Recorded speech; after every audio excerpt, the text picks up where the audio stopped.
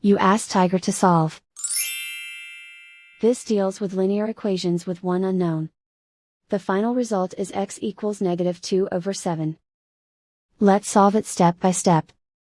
Simplify the expression. Expand the parentheses. Multiply the coefficients. Simplify the arithmetic. Expand the parentheses.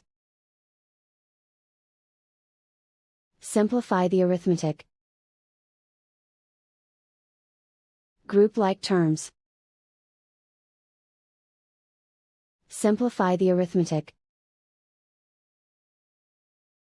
Group all constants on the right side of the equation. Subtract 4 from both sides. Simplify the arithmetic.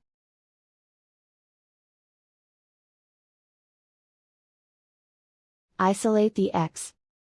Divide both sides by 14. Simplify the fraction. Find the greatest common factor of the numerator and denominator. Factor out and cancel the greatest common factor. And so the final result is x equals -2/7.